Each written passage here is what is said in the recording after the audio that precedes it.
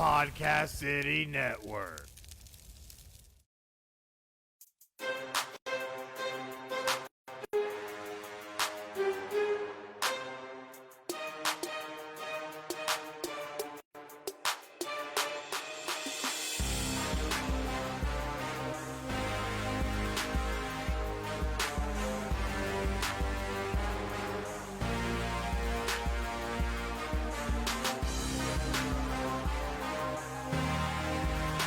This is Final Score, your number one podcast for sports news. Here are your hosts, Chris and Craig.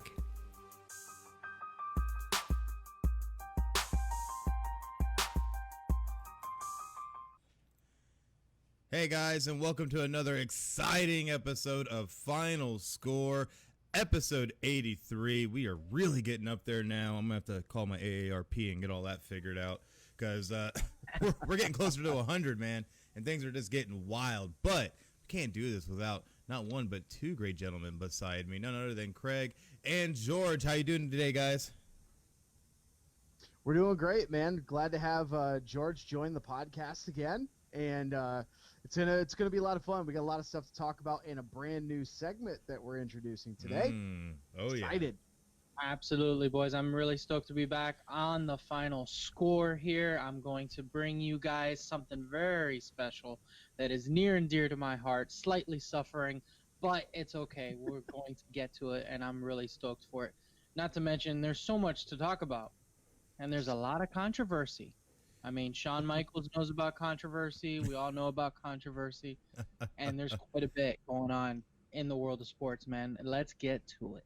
Oh, yeah, so much going on. But to make sure to keep up on all things Final Score, excuse me, you need to make sure that you follow us on social media at PCN Final Score on Facebook, Twitter, YouTube, Twitch, and Instagram. Go on there, give us a like, give us a follow. Go ahead and leave us a comment, send us a message, invite your friends, share with your friends. Go like everything that we have. We just like having that interaction with you guys, and yeah, we're never short of that because I tell you what, this phone's like attached like to my body at all times, so can't get away from us. So come interact with us, come follow us, and come see all the great things that we have going on at Final Score. But to kick things off, we got to talk about the NFL and all the insanity happening there right now because it's been quite hell of a week for the NFL and all the teams. What do you guys think about all this craziness going on? Well, Thanksgiving weekend never ceases to disappoint every single year. Every year.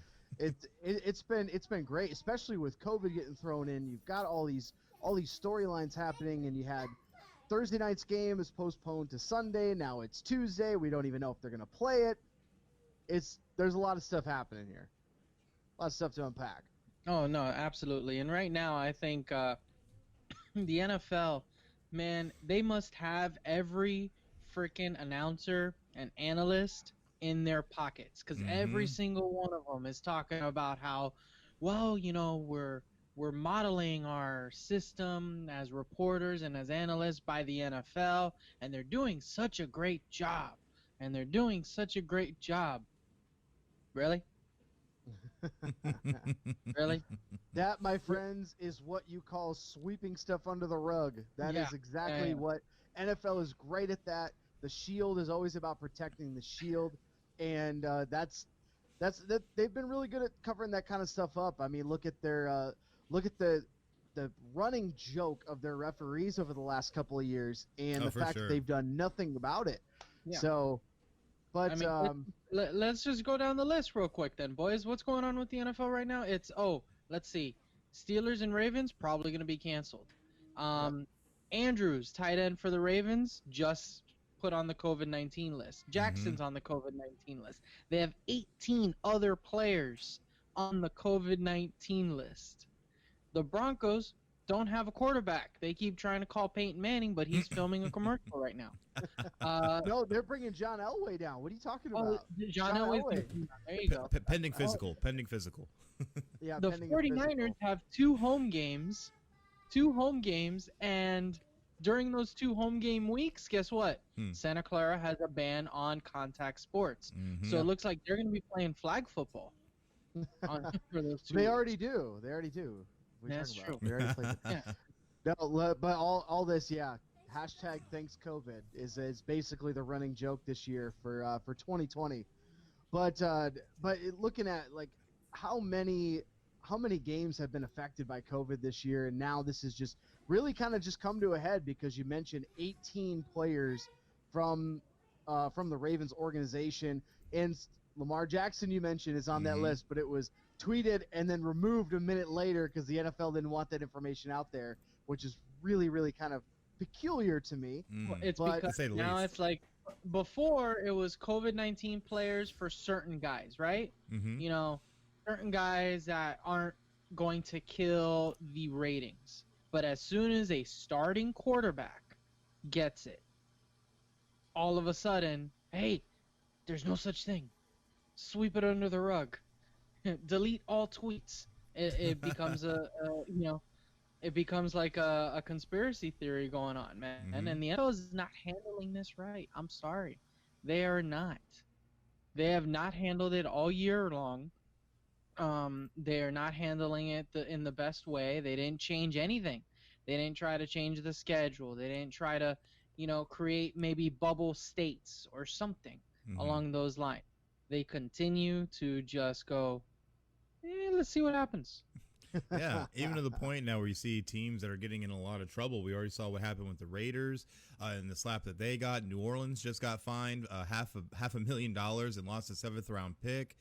So there's a lot of craziness going on with how they're handling it, and I feel like they're taking more of a authoritarian approach, more of a just don't do it and everything will be okay. Well, that's not how this works. We're talking about a pandemic. We actually haven't had one of these in a while, so maybe let's brush up a little bit and realize you can't just bring down the rule book on everybody every time something happens and think that's going to fix the problem. It's not. This is very, very obvious, and now we're getting to the point where we've been so lucky so far not to have a single game actually canceled yet, but now we're on that verge. And with the Steelers-Ravens matchup, that's an important matchup. That's a divisional rivalry game.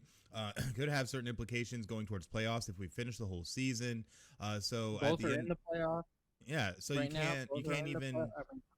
Yeah, you can't even cancel this game. But now we're looking down the barrel that it might actually get flat out canceled and not played. So the NFL has a lot of things on the table supposedly, including a 16-team playoff with a complete reseeding and all these different contingency plans. But if you just approach this correctly to begin with, hey, we wouldn't be dealing with this right now. Just saying.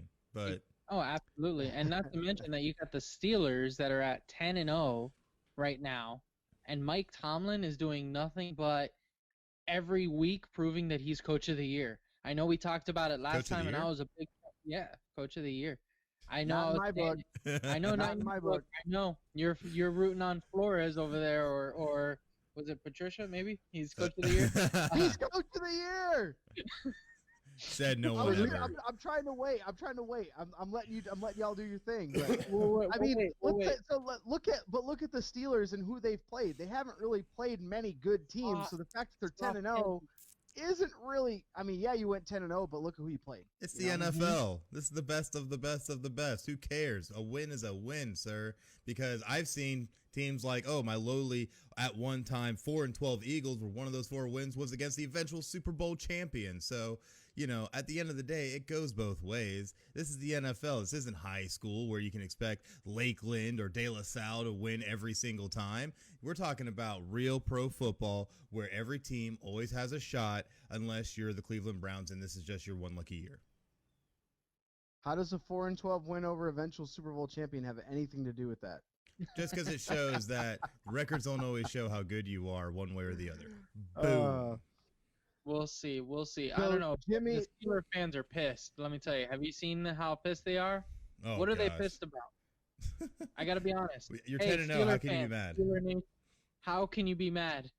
You have a soft schedule. You're 10-0. All right? they're Oh, just that's just ridiculous. mad. They're mad because they want a signature win against the Ravens, because all that's going to do is going to hype them up. They're going to get 11, 12, 13-0 and then fall flat on their face in the playoffs. Yeah, definitely could happen, but again, that's why how we play that's the going. games. Because don't forget, That's hey, right. Tim Tebow beat the Steelers once. Don't forget that. That's right. Yes, Tim he did. effing Tebow. Yes, he did.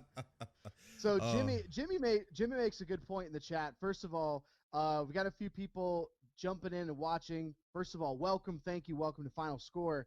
Drop your comments in the chat here and let us know. We're going to be answering some of these live while we're going. And Jimmy Labar, one of our resident super fans here of the show, love him to death. Thank you so much. He said, take away a Raiders draft pick like it's the team's fault, but the league is a joke. Mm-hmm. Just saying. Harsh. But he's right. Taking away a draft pick isn't going to do much for COVID. Does it stop people from getting COVID?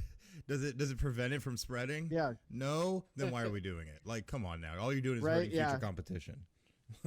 So ridiculous. That is true. That is true. But as you mentioned, that the Saints Broncos game is in jeopardy. All three of Denver's QBs are out right now on the COVID list, and you were talking about bringing in one of the coaches, but some news that's come out on that is that supposedly Broncos have a player on their practice squad at wide receiver, Kendall Hinton, who's expected to make the start today. Oh my goodness. Now, he did play quarterback at Wake Forest, but I also want to point out a fun fact about Kendall Hinton, because this is the research that we do here on the show. Kendall Hinton has more recent touchdown passes than an NFL starter. Ooh. Anybody want to take a guess? I'm going to say Carson Wentz. Oh! How'd I know? That is close. You could probably put Dak Prescott in there too, but he's got as many playoff wins as Carson Wentz, but that's true. That's close. It's Killing close. me. No, Kendall Hinton has more recent of a touchdown pass than Taysom Hill of the New Orleans Saints.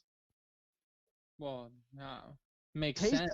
Taysom Hill last threw a touchdown pass November 26, 2016 in college at BYU, and Hinton threw a pass in 2017 when he was in a backup relief role at Clemson at Wake Forest. And today's random fact of the day is right there. Are we ESPN now? Like Detroit Lions. That was I just think that's a hilarious little fact, but yeah, of all Week 12 action, before we get into recap the games, obviously the best news of the weekend.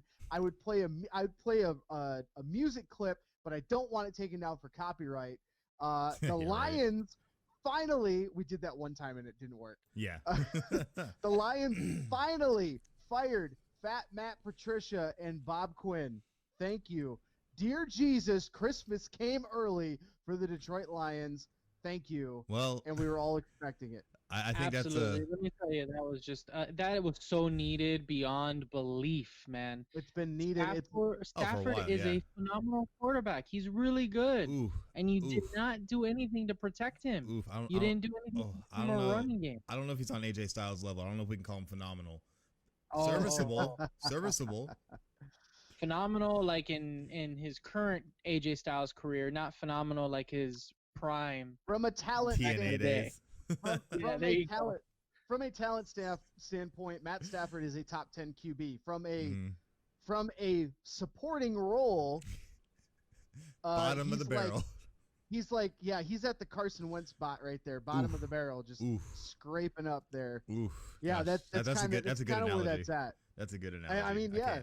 From a supporting cast role, he's up there. He's up there with Carson Wentz. Like, he's got no help, and it's just you see all the flaws in their game because of that. So, I'm just so ungodly happy. Like, if you follow me on Instagram and Facebook, I was celebrating like all night. We're supposed to be watching Christmas movies. I'm in the studio cracking a beer, having a cold one, doing my best Stone Cold impression, celebrating the fact that Matt Patricia is finally gone and we can actually do something in Detroit. But now the question's going to be who's going to take his place, and I've got one option right now.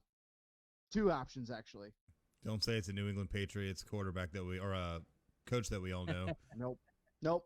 If it's not Eric Bieniemy of the Chiefs, the offensive coordinator, I'm going to go out on a limb, and I know this is gonna cause this is going to cause some big rift in amongst my Michigan fan base here. John Harbaugh.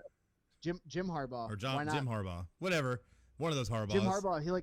He's not doing well at Michigan. He's had success as an NFL coach. It doesn't last very long, but all you need in Detroit is you need to just do what Jim Schwartz did back in the day.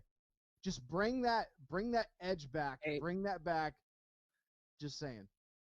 It looks like the Detroit Lion fans, they sound like, that they love to just suffer. Like, hey, yeah, let's bring in 50 plus years Jim Harbaugh. That's a great idea. 50 plus years of Said hurt no will one do ever. that to you, okay? 50 plus years of hurt will do that to you.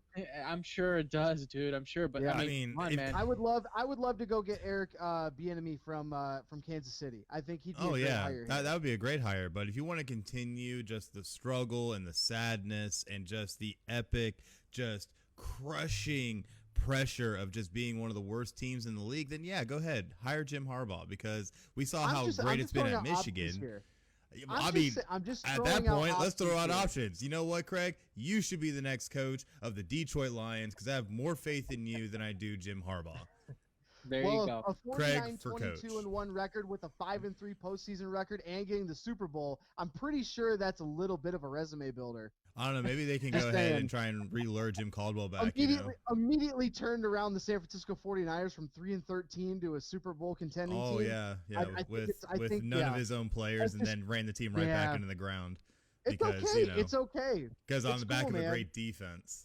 Dude, It's 49ers cool. were a joke then. They got lucky. And what has he done He's since? got as many titles as Notre Dame right now. man, It's okay. I get it. It's cool, man. I'm just throwing out options. We have I would 11 love titles Bieniemy. sitting in the cupboard. I would love these numbers. Bieniemy. I'm just these throwing numbers, out options. These numbers right here. Unlike you guys over here, I'm numbers throwing right out here. options here. Because all right? Detroit has I'm gonna no tell you, options. hold up. Ding, ding, ding. I'm calling that round. I'm calling it a draw. It was as boring as the damn Mike Tyson and Roy Jones Jr. fight. I knew it was going to come up. All right. You knew it was going to come up, Luckily, you guys are a little bit more seasoned. But, still, I think Tyson might be in better shape than all of us. But Tyson actually was the winner of that fight. I don't know why it went to a draw. Yeah, he landed more punches, almost twice as many. Because it wasn't a boxing match, man. It's it was an a exhibition. it was a reboot. Oh, It was a but damn no. reboot. It was a nostalgia TV show. It's like they brought back Yeah. Transformers and just said, "Here you go." Hey, look, But I'm you- Mike Tyson. But if you are very quick to forget, the WBC actually made a title for this fight. Did they really? No, they did. That's sad. Called the Frontline Championship. Oh my god, no. But Anyways, hey, guess what? Guaranteed $1 million for each person. oh my gosh. And then Tyson could take home as much as $10 million from that fight. Oh, And oh yeah, Where- let's not forget Nate Robinson still sleeping. oh my gosh. Anyways, let's get back to Hey, NFL. Robin, This is still ridiculous. out. Next up, Jake Paul versus Mike Tyson. Can we So see that, For please? the ridiculous. Frontline Championship. Let's see So it. ridiculous. I want to Anyways, see Jake Paul get his ass knocked out. we're going to transition over to these great Thursday Thanksgiving games that we had. And we're going to kick off with your lowly Lions, who got blasted by the Texans 41-25. Deshaun Watson looked surgical, being able to complete 17 of 25 passes, 318 yards, 4 touchdowns, 2 of which went to Will Fuller, along with 171 yards. Absolute insane day. Tell you what, you can never knock on those Notre Dame wide receivers when they come in the league. They always find a way to do something great, and Will Fuller is another testament to that. Oh yeah, I see you shaking your head. It's okay. There's no good Michigan players one anymore. out of the two that are in the league. Yeah. Hey, there used to be Give me like 3 or 4. Thank you for that. So hey, just for the sake of time, the best news that came out of this game: the Lions fired Matt Patricia. Moving on. Oh, and their GM Bob Quinn. Let's not forget. Yeah. There's 2 firings. In Bob we trust no longer. Absolutely And in that insane. next game, we had the Washington Football Club, because I'm Hey. still going to call it right. But they Get are in their sole first possession of NFC East Yes. first place, so they should be a team right now. No, they're still a club. They're still going to be a club because they're still 4-7, like my fantasy record. Oof. All right. Oof. That's Let me painful. tell you, big ups to Antonio Gibson, who had himself a day. 3 rushing touchdowns on the day. Alex Smith he was surgical with running the offense and not turning it over. And the Washington Football Club / team, because they're getting there, they end up beating the Dallas Cowboys, and Stephen Smith had another aneurysm, thank God. Alex, 41-16. Stephen Smith can go and cry and whine about how bad the Cowboys are now. Oh yeah, The Cowgirls. the Cowgirls. No, they, like the Cow-its. If you are a Cowboys fan, you've at least got to take solace in the fact that Amari Cooper had a good game. Yeah, sure. Yeah, 112 yards and a touchdown. Where's Zeke Elliott? You know, what's he doing? Oh, he had like 30 yards. He didn't even have enough of an impact to be on this graphic. Who has taken more of a huge downturn since Dak Prescott's injury than Zeke Elliott? Like Zeke Elliott's production has fallen off a cliff since Dak Prescott got hurt. It's almost like he just lost his best buddy right now. It's really what it is. They are a 1-2 punch. Yeah, and if anything, it proved to Jerry Jones, hey, pay the man. Pay Dak Prescott. Quit screwing around. You know, if you want to have a legitimate shot to be a competitive team in the NFL, you got to pay your trio or, you know, your core guys. That's what it comes down to. Whether it's a receiver quarterback combo, you know, Brady, Evans, whatever, you know, they don't have a solid running game in Tampa Bay, but they have that Brady and Evans, Brady and Gronk. So there's your, you know, your core guys.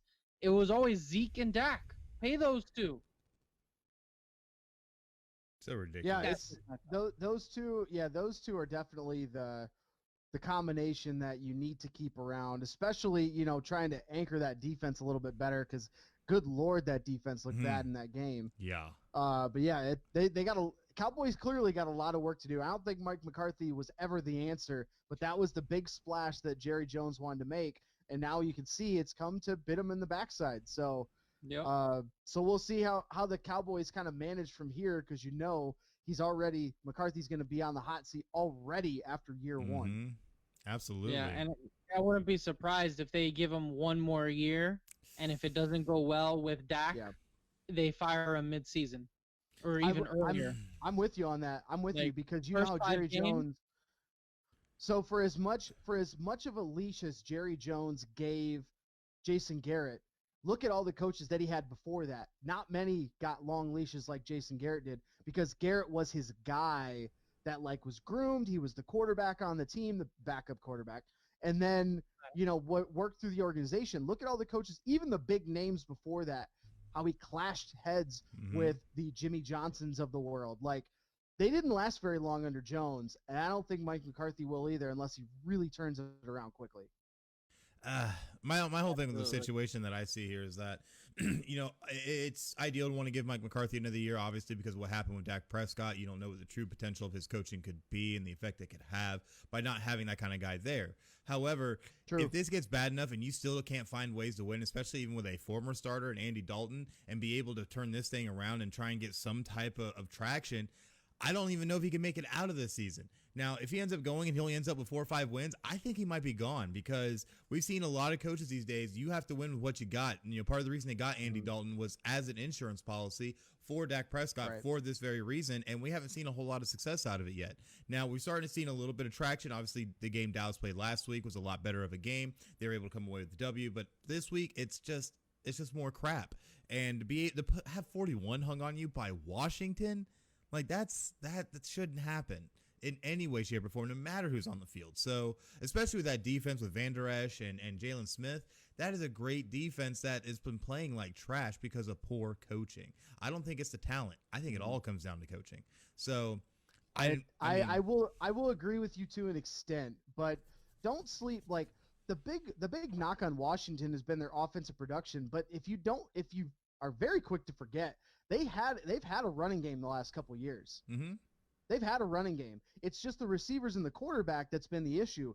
Alex Smith is the ultimate game manager, and if he's not turning the ball over, you give your team a chance to win, and you'll see what happens when you can let that defense, Chase Young and company, just pin their ears back and go after the quarterback. You see the results of that. So Washington, especially with Ron Rivera, how good of a hire was that? That's How a good great. of a hire. I was a great hire when I saw would it. love to have. That's a Mhm. team that's going to be well coached down the stretch Mhm. here, boys. Absolutely. That's going to be a team that's going to be well coached down the stretch.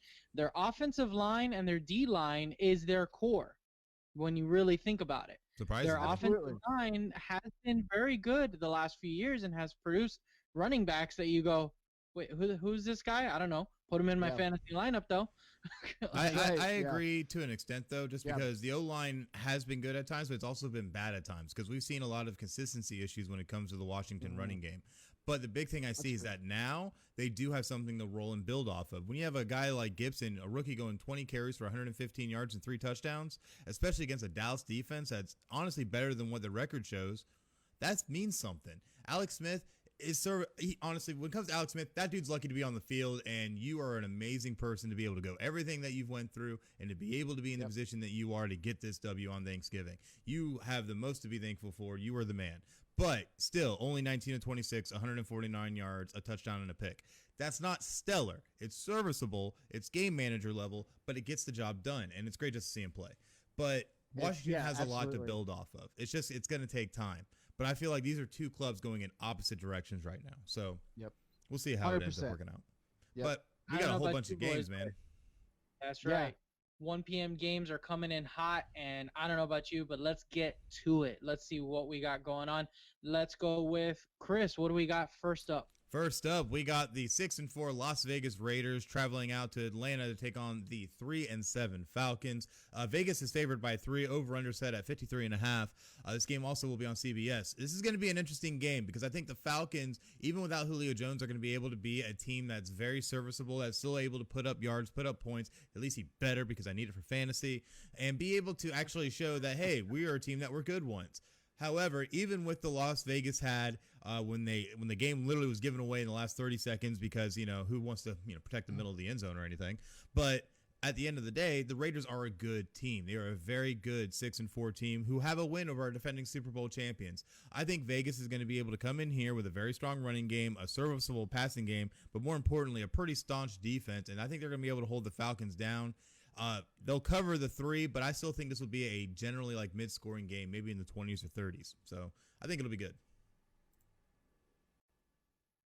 Definitely would be. I expect Josh Jacobs to have himself a day against Absolutely. that atrocious run defense of the Falcons. Craig, what do we got next on the next matchup? This one I like, buddy. I like this matchup. Tell me about it.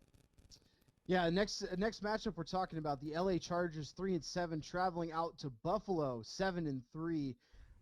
This game's going to be on CBS. It's a 4.5 spread for Buffalo. Over unders at 52.5. Just kind of I'm looking at this game to be a little bit, maybe not so much a track meet, but I think it's going to be a little bit closer than you might expect. Justin Herbert's been playing pretty well this year. About 2,700 passing yards, 22 touchdowns, only 6 picks. And just kind of looking how this team has stayed in some games. Buffalo's got a really, really solid defense, though. So that's going to be the big matchup, because I want to see Justin Herbert against Buffalo Bills defense. I'm going to take Buffalo to cover the spread of 4.5 and take this game at home to extend to 8-3 on the year and just extend that AFC East lead.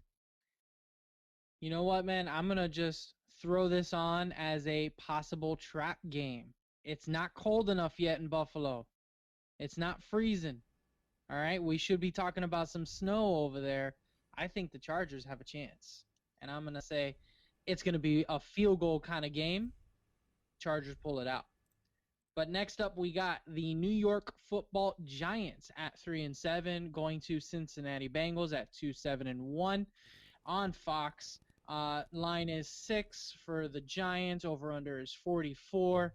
I see that in this outline I'm looking at. It looks like, did you give me this one just so I could ask for the toilet flush? Yes, I think I did because Yeah. I've already had it ready to go. So let's go ahead and hit it. Ready. Let's freaking hit it.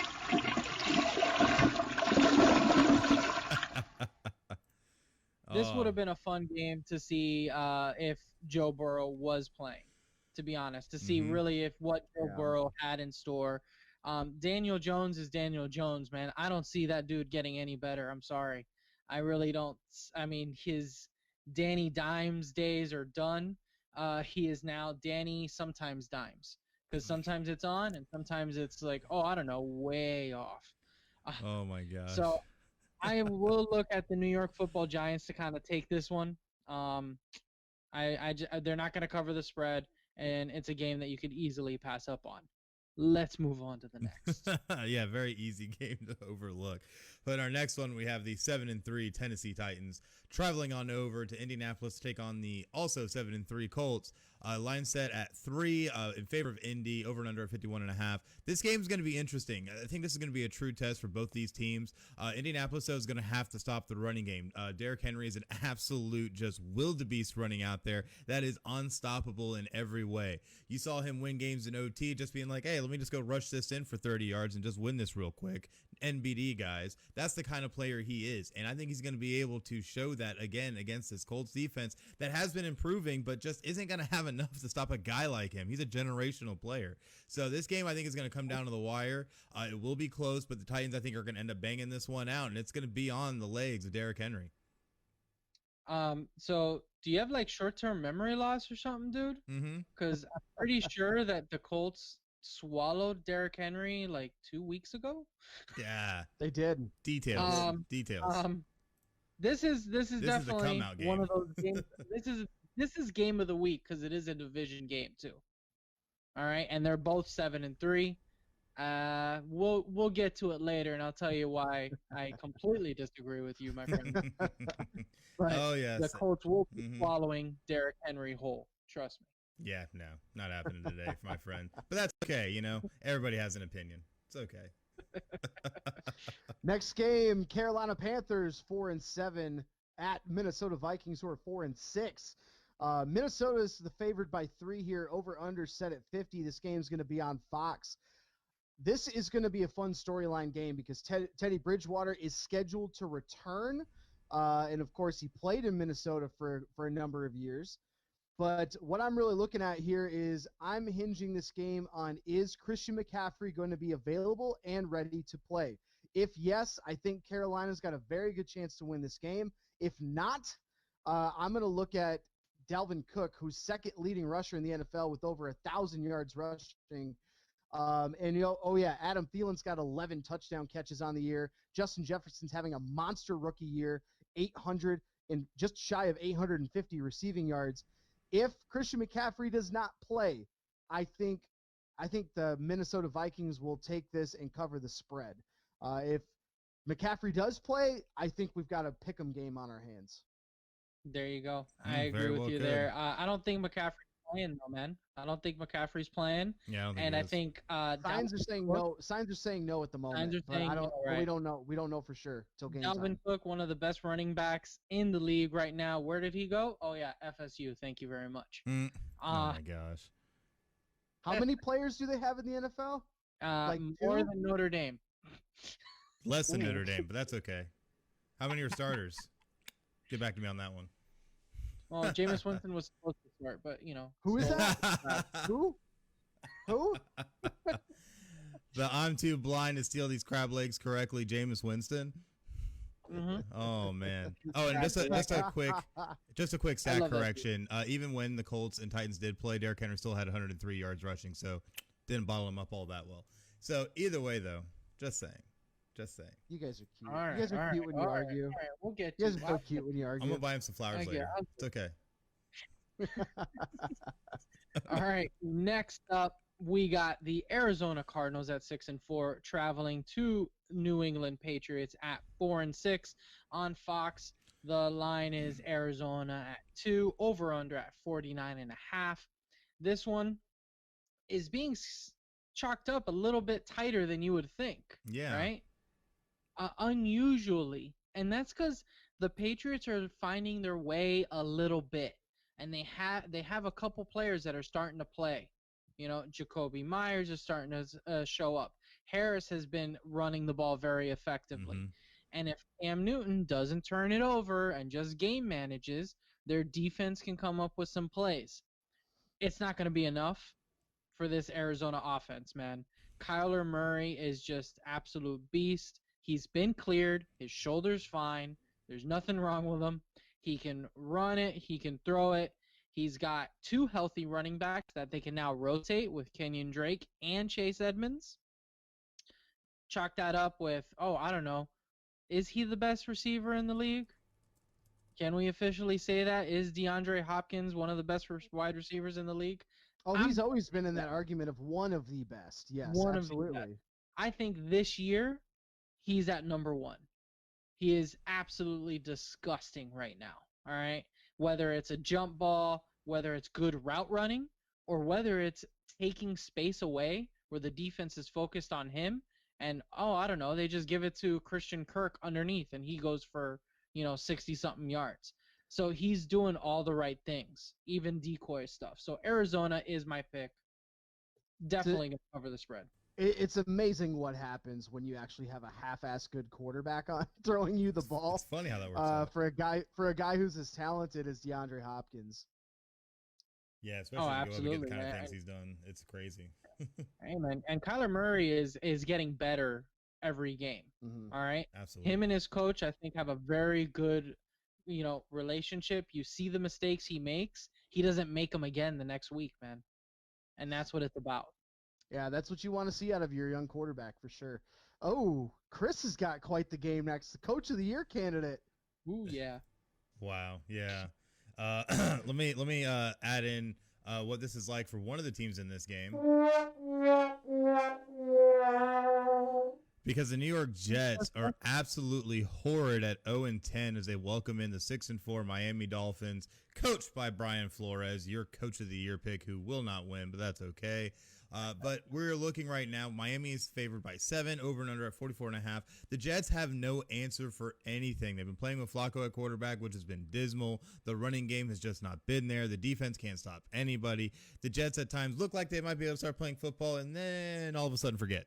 So, yeah, this is just going to be an entire game of sadness for those New York Jets fans that are going to be sitting there in a cold MetLife Stadium watching their team get pummeled for the 11th time this year. And dare I say, they might match the 0-16 Detroit Lions.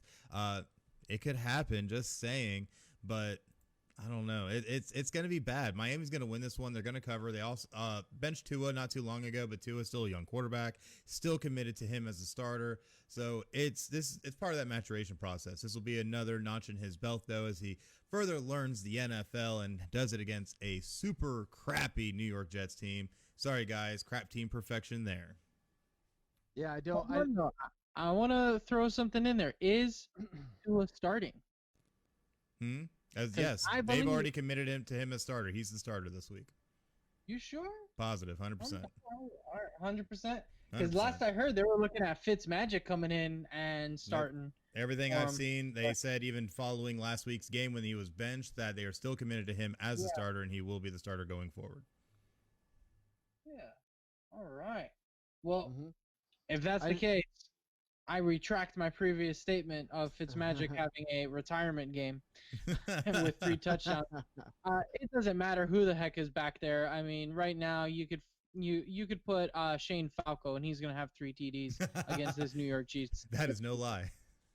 Yeah, just a quick update from CBS Sports. Tua is downgraded on Saturday to doubtful, which means Fitzpatrick is possibly making his next start. But because Tua hurt his thumb on practice on Wednesday and has been very limited in workouts. So that's a possibility. We don't really know. I think it'll be a game time decision. Game timer. Yeah, but how is it? So bigger question, how is Adam Gase not fired yet? Yeah, I don't understand. Anybody? Yeah. How's Matt Patricia out of a job, but, doesn't make any sense. Well, maybe the Lions the Jets were waiting for the Lions to fire Patricia first. So they're going to hire Patricia. Gase and then hire Patricia. That's exactly what's going to happen. Do we just predict the future? I am burning Lions gear on air. Oh gosh, I can't wait. It's just a wife swap, man. Just think of it that way. I said this before Gase went to the Jets. I said if the Lions hired Adam Gase, I was going to burn Lions gear on air. Oh gosh, I can't wait till we do this. I'm so excited. I still stick to that. Oh, it's gonna be so good. You can't do that. It's gonna happen. But from one from one Coach of the Year candidate to possibly another. 7-3 Cleveland Browns and Coach Kevin Stefanski. They're traveling to Jacksonville, who's 1-9.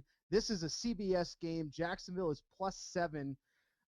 So this is going to be a rough game, I think, for both teams, because while the Browns are missing 5 players from the COVID list, including Myles Garrett, the Jacksonville Jaguars, they have like a laundry list of on their injury report. So they've unfortunately been really just marred by injuries this year. They weren't really expecting a whole lot to begin with, but Cleveland on the road, I think this will be one of those games that if Cleveland doesn't kind of look at the team in front of them, they could be in more of a fight than they're expecting.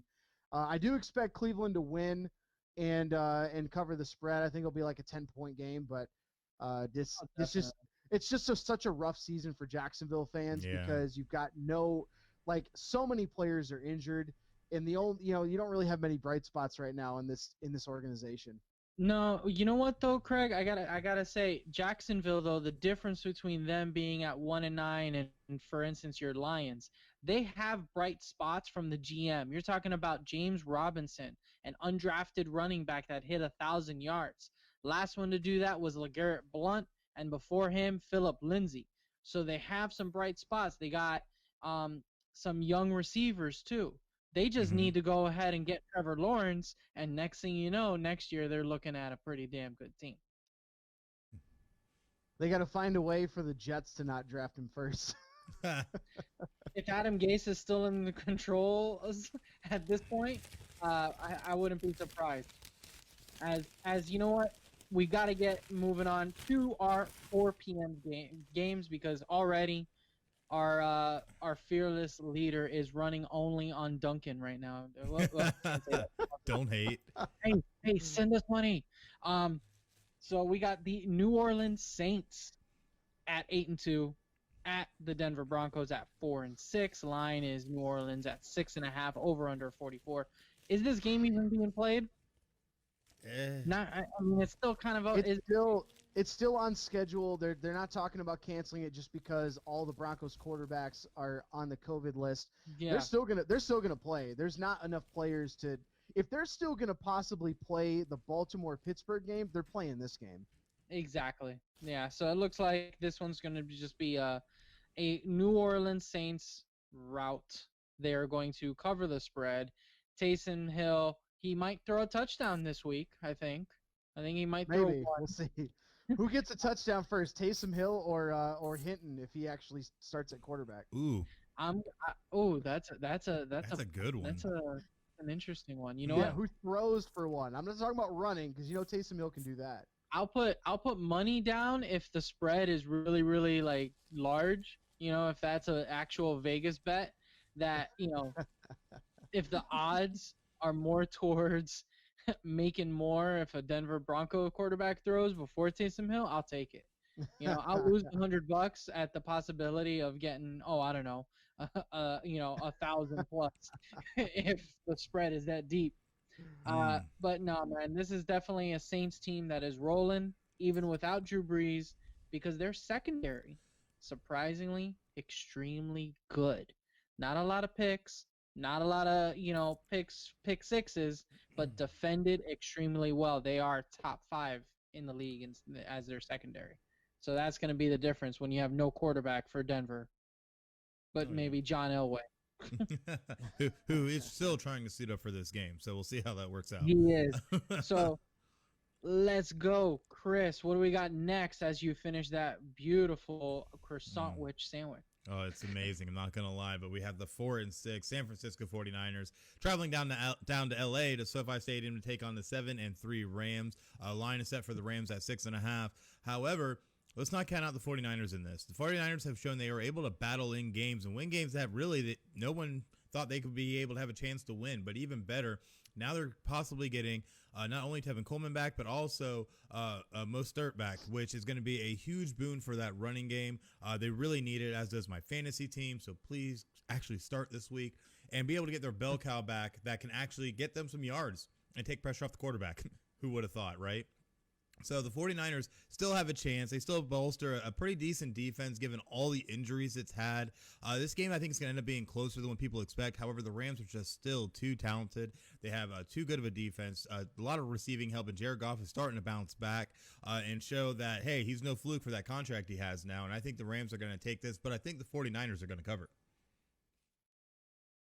Solid move. I think last time I was on the show, I mentioned that the Rams are one of the worst teams with a winning record.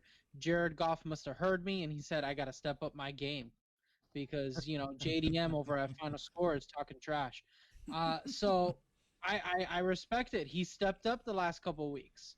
I respect it. He definitely came in and said, you know what? I need to get the ball out of my hands fast and get it to Cup because that's what it's like somebody else on this show called that a couple weeks ago. Oh, no, I don't know who that guy was. Just saying. Who knows, man? But let's move on to Sunday Night Football, where we have the Chicago Bears finally. Not so fast, my friend. You're skipping me. You're skipping me, bro. Damn. Look at him rolling on in one there. One of the best games of the week. You're skipping one of the best games of the week. Is it? It's going to be one of the best games of the week if you're a Chiefs fan. Okay. Ooh, there you go. Chiefs at 9-1 travel to Tampa Bay to face the 7-4 Buccaneers. This game's going to be on CBS at 4:25. Over/unders at 56. Kansas City is favored by 3.5. I want to throw out a stat here that I think is going to be the difference maker. And for all the weapons that Tom Brady has, couple of things. For the Chiefs have won 5 straight, and this is the 8th consecutive year they've had at least a 5-game win streak.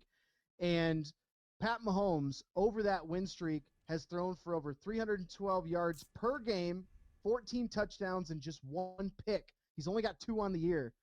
But here's going to be the difference maker. Tom Brady versus that defense. Tom Brady, over the past 3 games, he has been on throws of over 20 yards. He's 0 for 6. Ooh. He's 0 for 19 on such throws over the last 3 games with a couple of interceptions, including that one demolishing of 38-3 against the Saints. So that's going to be a big key here is are they going to be trying to chuck the ball down the field to get to those weapons? Or are they going to try to use the short to intermediate pass game, which Brady is surgical at? Can you get the ball out of Brady's hands quickly? Can you keep him upright? Can you at least muster some sort of a run game to try to help him out? That's going to be the thing here, because time of possession is what keeps Mahomes and that offense off the field. I don't think the Bucs are going to have enough to be able to compete, and I think this is going to be Chiefs in kind of a blowout. I'm going to think this is going to be a kind of a blowout. I think they're going to cover 3.5.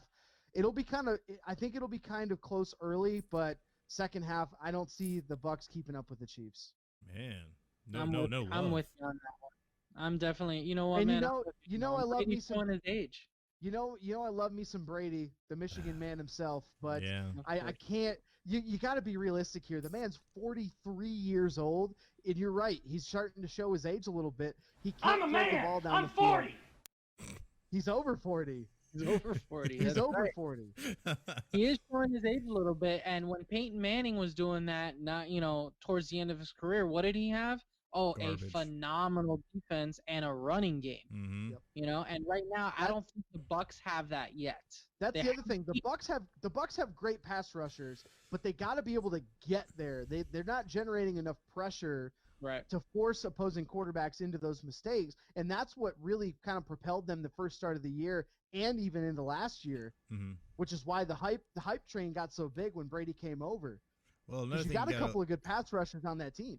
Yeah, but another thing you got to look at, too, is that they've been able to find some success on offense, but the one thing they're lacking is consistency. And that's the one thing that has shot them in the foot. And now that you bring AB into the entire mix, now you bring in a whole nother presence of guys that should be getting those catches and are now going to AB. AB's been one of the most targeted wideouts since he's joined the Tampa Bay Bucs. So it's hurt Gronk's numbers. It's hurt Mike Evans' numbers. It's definitely hurt Chris Godwin's numbers. So when you look at it now, are we force-feeding this to AB now, or You know what I mean? So I wonder if there's now Yeah, an imbalance in the offense. 18 catches on 26 targets for Antonio Brown so far in the couple games he's been there. Mhm. But yeah, that's quite a bit. I mean, when you got a guy like Godwin who's supposed to be the like the Julian Edelman type guy for Brady in this offense is not getting those catches anymore, even those targets. That's one of the things that when we talked about AB joining this team, one thing that Chris, you and I talked about heavily is that I think it's going to really disrupt the flow of this offense, and it's shown so far. It definitely has. Definitely has. It definitely has. Absolutely. And I don't think, Bucks don't have a shot in this one. Mahomes is going to be eating W's like Winston and Chris eating sandwiches. So it's so good. It's so good, man. You're making me jealous. All right, now you can move on to SNL. Now we can move on. Is it okay? Wait. You could talk about the worst team at 500 or better. Exactly. Sunday Night Football. Chicago Bears at 5-5, going to the Green Bay Packers at 7-3. The line is 9.5 for Green Bay. Over under 44. Yes, the Chicago Bears are finally at 5-5. They're finally where they are who they thought we were. Exactly. So, I'm definitely looking at the Green Bay Packers here in this game to cover and completely destroy the Chicago Bears. It won't be early, though, because the Bears defense still pretty solid with Khalil Mack. They're just going to get overtired. They're going to be exhausted by the time, how many times they're going to be on there and trying to chase Devontae Adams around on the field. And Rodgers is going to continue to move out of the pocket, make solid throws. I expect his tight end to play heavily in this game. This guy has been studying with George Kittle. He's trying to get the mullet like George Kittle. He's got the attitude with George Kittle. Him and Tanyan are good buddies. I think he's going to have himself a big game, and I look for the Packers and Aaron Rodgers to move on to 8-3 and continue to be a force in the NFC. Woo! Had to throw it in. But why not? Yeah, big thing here is Montgomery. David Montgomery is going to return this week, and one of the other things to watch out for is that matchup of Devontae Adams, and he's got 10 touchdown catches on the year. He's already got 68 catches. He's rolling right now. But having David Montgomery coming back for this team, he's a leading rusher for the Chicago Bears. Mitch Trubisky is going to get the start again. They just can't figure out who's going to be the quarterback, Nick Foles or Mitch Trubisky. One gets hurt, the other one sucks. It's just it's tough if you're a Chicago Bears fan to have such a good defense and then not be able to show anything on offense. You know what's funny? I always feel like every team that picks up Nick Foles is trying to capture lightning in a bottle anymore. Just because the only time Nick Foles plays good is when he's in an Eagles uniform. Like, let's be honest. So that's it. 100%. Or playing in the Super Bowl. Yeah, that's it. Exactly. Look at his record as a starter before he went to Philadelphia, and then even since, obviously he didn't do well. He got hurt his first game with Jacksonville, which is really kind of a deflating thing to have happen to you. But yeah, you're right. He hasn't played well outside of an Eagles uniform. Yeah, but things happen. Maybe we can bring him back and he can win us another Super Bowl. But yeah, speaking of the Eagles, who are now 3-6-1, are going to be welcoming the 7-3 Seattle Seahawks. Seattle's favored by 5.5, over under at 49. The Eagles don't, I think, realistically have a shot in this game. The offense has been sputtering and massively inconsistent, even though they have put out more starting lineups than any other team in the NFL. It's only amassed them 3 wins, so it hasn't mattered for much unless you're in the NFC East. So, is what it is. But Lane Johnson has now been ruled out for the season, given injury issues he's been having all year long, really. And it's just been dismal when it comes to the injury bug that's just been plaguing the Eagles all year long. Almost every single starter has been out at some point with an injury, with the exception of Carson Wentz. And it's been absolutely insane to see what's been happening to this team and how they've been able to really be in every single game. But sledding just gets tougher from here, starting with Seattle, who is a very good team with Russell Wilson and DK Metcalf, is running like a gazelle up the sideline and catching balls like it ain't nobody's business.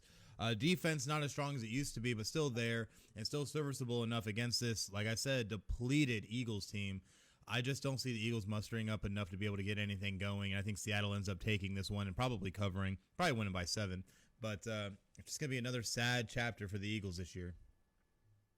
So Carson Wentz leads the NFL with 18 turnovers, 14 interceptions, career low in completion percentage and passer rating. That's how bad this team has been, the surrounding cast around him. But there's been a lot of rumors and rumblings that I've seen this morning that Jalen Hurts might be getting some serviceable time. And I would say that if that's going to be the case, I wouldn't be surprised to see Jalen Hurts come out, make some plays, energize his team a little bit. So that's something that came out today, too. Jalen Hurts is expected to have an expanded role starting this week.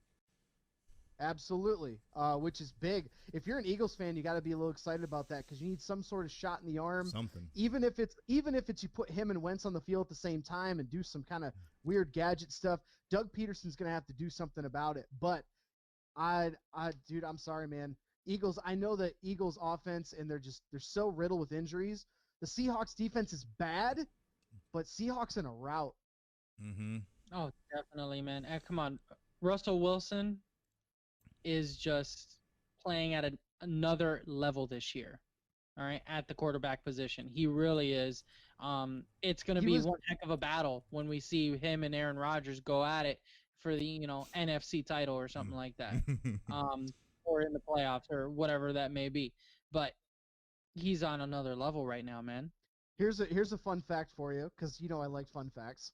Russell Wilson's 5-0 against the Eagles, and the Seahawks have won 6 straight meetings. Well, let's be honest though, because at the end of the day, a lot of that is because Jadeveon Clowney's a dirty player. Let's be honest. At least one of those, anyways. I am not one to shy away from that whatsoever. I've always thought so, and he just proves it every single time he steps on the field, in my opinion. But still, they are 5-0 against us. He's Russell amazing. Wilson has been playing at an MVP caliber level. I don't think he's got it because he's got too many interceptions, but he's literally been carrying this team on his back. Look how bad this defense is, what he's had to do with this offense. How many teams are really mad right now that DK Metcalf is looking like the stud that some people thought he was? And that talking about him being too stiff coming out of his routes. Bro, when you are that big and when you're that fast, I'm pretty sure that kind of stuff speaks for itself. Yeah, exactly. Bro, DK Metcalf out there looking like he could do a tryout for freaking NXT these days. He's looking like this. He's looking like this guy out here. That's right. Oh man, yeah, and it's no lie. It's Megatron 2.0 right there, man. Mm-hmm. It's not almost. He hasn't gotten the triple team at the line of scrimmage yet, so we can't be talking about it. It's coming. It's coming. It's coming. I guarantee that. But it's coming. Oh my goodness, so much craziness. Dude, but what do we do about this Tuesday night game, boys? But this Tuesday night game. What is this? There's more news coming out about it too. That's the crazy part is that the NFL says they're still committed for this game to happen. They still say it's going to go on, even though the Ravens have not practiced since Tuesday when they closed down all the training facilities. Like we mentioned earlier, 18 Ravens have COVID-19 or were in contact tracing. Everything's absolutely going insane with this game. Yet the NFL is still committed to actually having it. What are you doing, NFL? You already had to delay it. Just cancel the damn thing. Let's just make it the first canceled game. They're going to do anything they can to not cancel this game. Some miracle will come out that they'll end up playing this game Tuesday. Oh, yeah. Lamar Jackson will somehow end up coming out and just, carry the entire Ravens on his back, playing wide receiver, quarterback, running back, fullback, and tight end for himself, and just throw the ball to himself over and over, and he'll end up winning the game. It'll be all right. So It'll be good, man. They can do the computer graphics for that. Bugs Bunny's done it. It'll be solid. It'll be solid, man. I don't know, man. I say that this game, I think it gets canceled. I know you guys say NFL pushes it through and they freaking play it. Nope. I think it gets canceled and or it gets postponed to the end of the season and they extend the season. And that's something that's still on the table. Yep. That's something they talked about at the beginning of the year. They have not done that yet where they said, okay, guys, we're going to take a week off. Everyone gets a quote-unquote bye week or whatever unless you have a game, and they play it. Yep. And they play it at the end of the season. Yeah, that's something they definitely planned for at the beginning of the year, and we were like, oh yeah, that's not going to happen, and yeah, well here we are. Yeah. We're at that first Staring in the face. When was the Super Bowl last year? Does anyone remember the date of it? Because right now I'm thinking first weekend of February. First weekend of February? Yeah. No, last weekend of February is going to be the Super Bowl this year because they're going to have to extend the season. Absolutely. It's going to be Super Bowl and then March Madness right after. NFL's going to do whatever they can to keep on track as much as possible. Of course. I think if they extend the season by 1 week only, and that's it, they do a bye week for all the other teams, like you mentioned, that have already played all their games. They're going to have a week, then that maybe a week off between playoffs, but highly doubtful. And then just keep rolling. Man, if the Super Bowl gets delayed, it gets delayed by 1 week. Maybe, but no matter what, if they end up adding another week on just for the Steelers and Ravens to play, that every Steelers fan out there is gonna cry foul of how their team had to lose their bye week and they had all their games switched around, and oh my gosh, another game at the end. Here's your bye week. Yeah, here's your bye. Enjoy it now. Right now. And let me tell you, if the NFL pushes it back like they're going to, and they push it back 1 week, there's going to be a lot of disappointed people for Valentine's Day. I'm telling you that right now. There's going to be a lot of breakups. There's going to be a lot of fights. It's going to happen. But with that, let me tell you, if you're in one of those kinds of situations, Craig, why don't you tell us what you can get to kind of ease the tension of those breakups? Well, I mean, if that comes to be where the Super Bowl is on Valentine's Day, you can just give the gift of PCN merch. You can give the gift of Podcast City Network merch or Final Score merch. We've got a lot of stuff on PCN Shop. We have neck gaiters to protect you from COVID-19. We're working on some face mask designs as well for PCN, your favorite shows that are on the network, like Final Score. You can get a mug for your morning coffee. That's got a nice little PCN logo on it, not the Infinity Gauntlet. That's for me. You can get yourself some Podcast City Network T-shirts, Final Score T-shirts.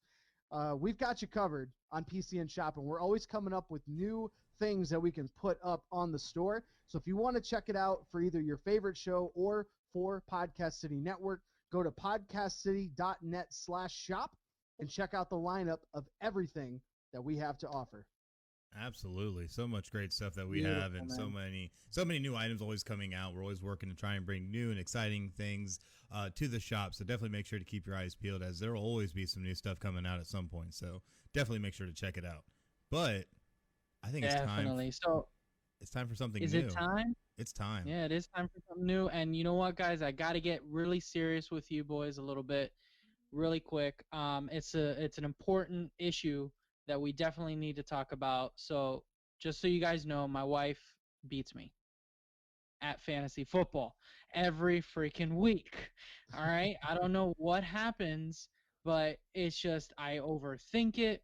I don't know what I'm doing, or it's because she is an absolute stat queen.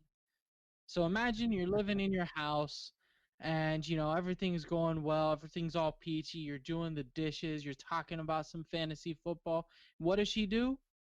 She's on the phone. She just listened to a couple things that she said or you said, and she swoops in and picks up that player that you were talking about, and you're like, what the hell was that?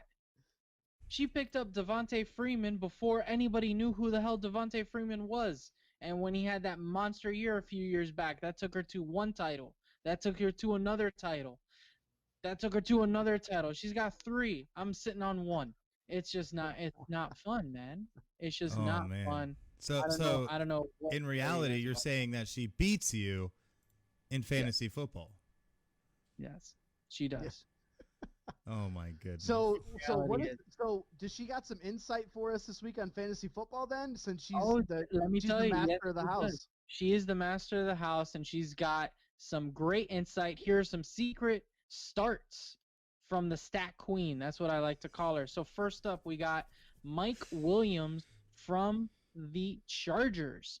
He's been a boom or a bust kind of a receiver. He either goes off or he does nothing. But with a huge defense like the Bills, all they're going to do is Keenan Allen. They're going to double up on Allen. They're going to float the safety over to his side. And guess what? 15 points or more to the second receiver of teams the Bills have given up. They may not give up a lot of points, and their defense may be pretty solid, but guess what? Sneak in Mike Williams into your lineups. Definitely one of those, because guess what she's going to do? He's going to just go off. He's going to get you 15-something because everybody's focused on the number one receiver, man. It's too much. That is stat number 1. Number 2, here's another one that I got for you guys. Running back Hines with the Colts. Jonathan Taylor is out with COVID. And Hines, when he is in a game with 12 to 15 touches, he produces 15 or more fantasy points. And by the way, here's something that we're going to throw it back. We're going to bring it back a little bit. What did Hines do against the so-called Tennessee defense that you think the Titans are going to win? Oh, he just went up and had 115 total yards with a rushing TD and a receiving TD. That's actually more than Henry. But it was only by about, 8 yards, 9 yards, 12 yards actually, but. And they got the W, and he had 2 touchdowns. Don't forget that.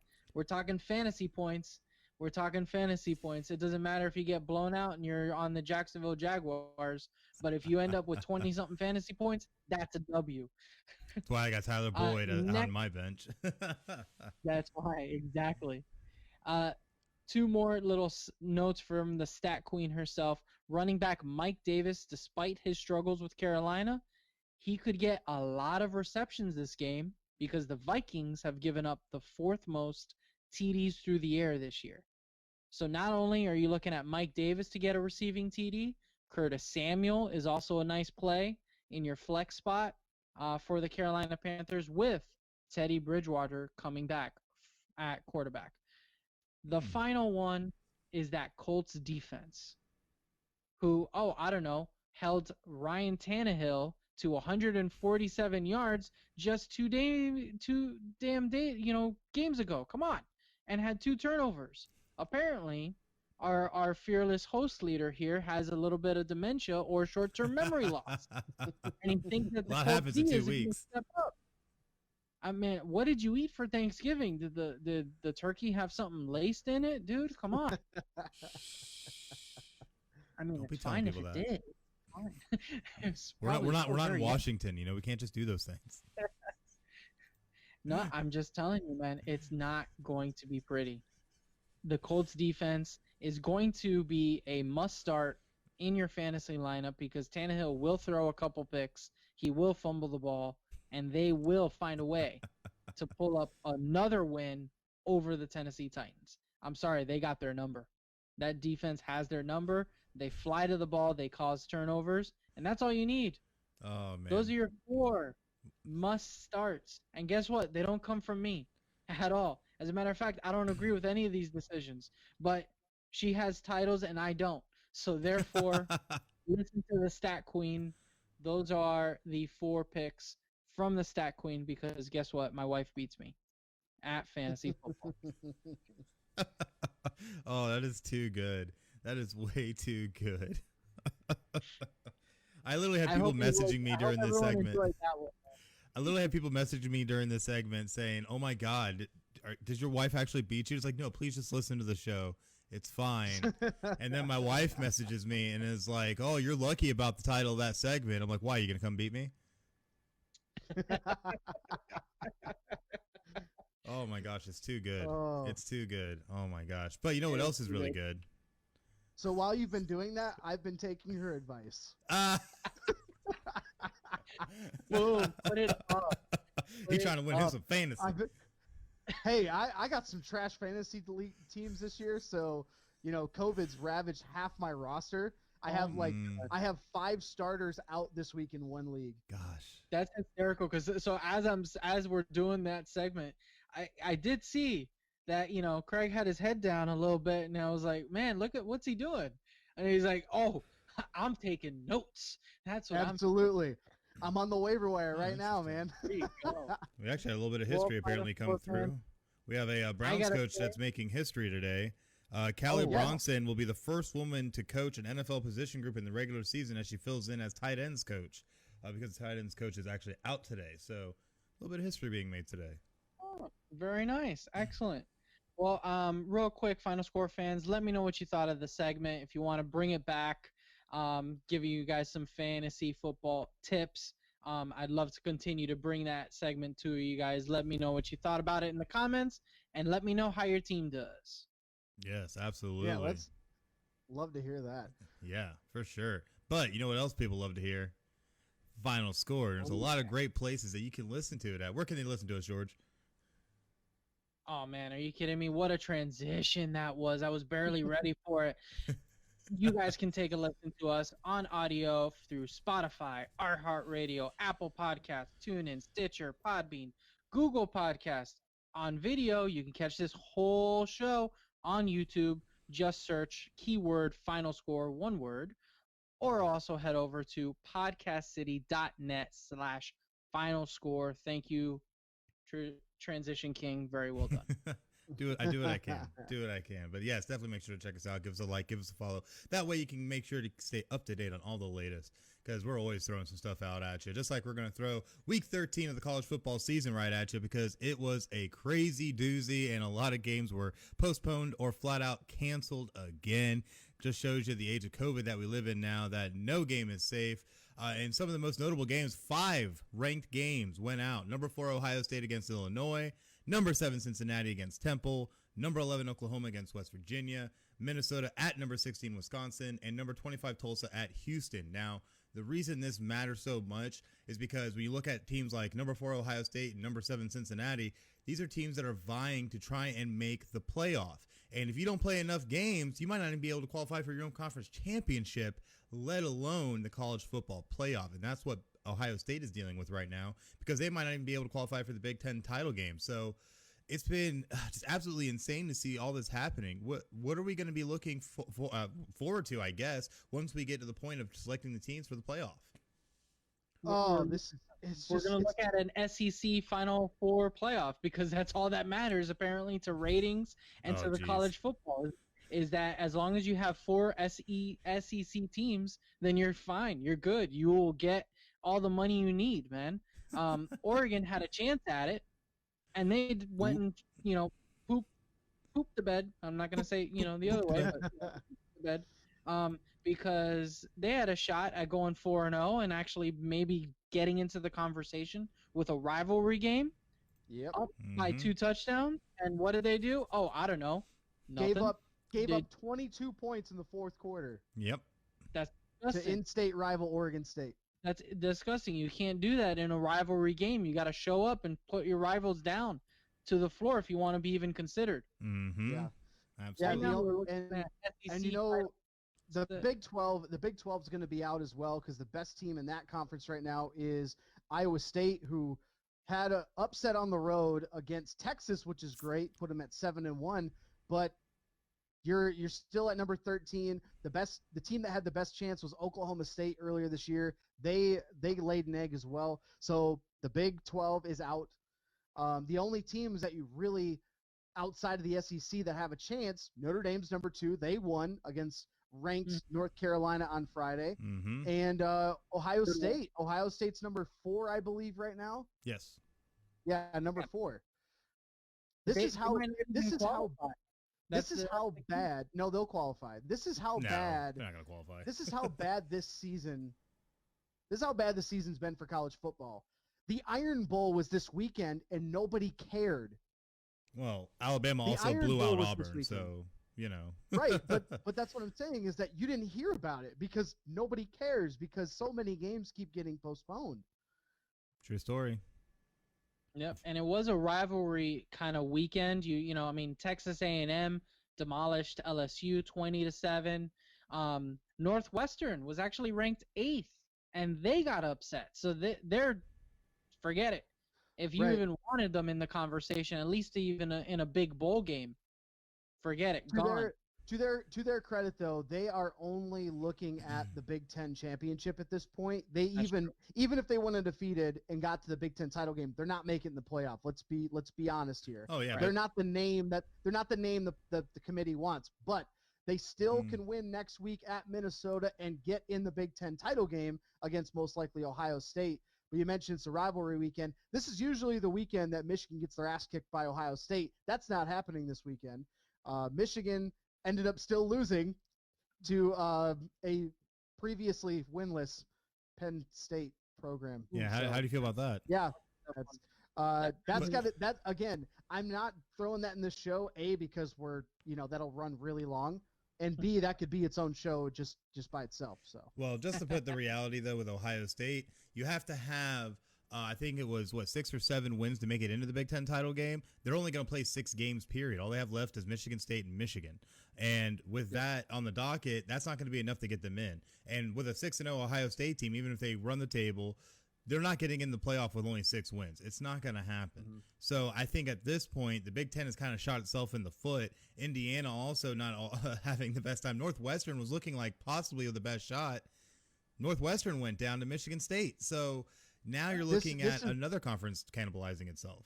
I'm going to strongly disagree here, because if the Ohio State Buckeyes get to 6-0, get to play 6 games and win, they will make the Big Ten title game. They will win. They will get. They're not eligible. They have to have 7 wins in the Big Ten to make the Big Ten title game, though. They're not going to make it. They've already been mathematically eliminated in that sense. That's the problem. Yeah, that's what everybody's talking about, is the fact that Ohio State has no shot at making the Big Ten title game because they don't have enough games. Now, not saying that some of these previously canceled games may not get rescheduled. They do have, I believe, the Big Ten title game scheduled, I think, for the 3rd or 4th week in December. So they might have 1 week to squeeze something in.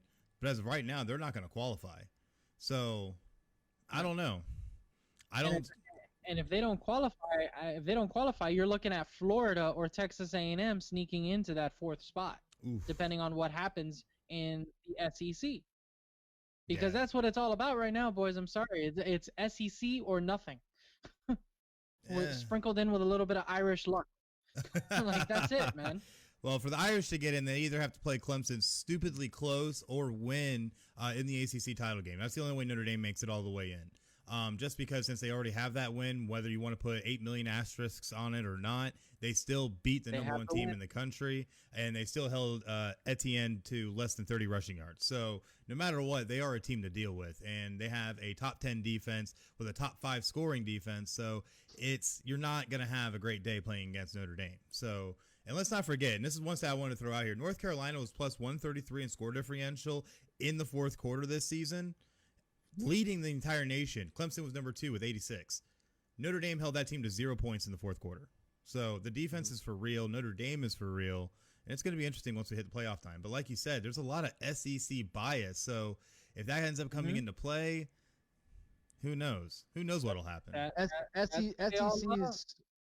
SEC is going to get the benefit of the doubt here because they've been the most adamant about not giving in to COVID. Yeah. It basically is what it comes down to, and they're going to be the beneficiaries of it.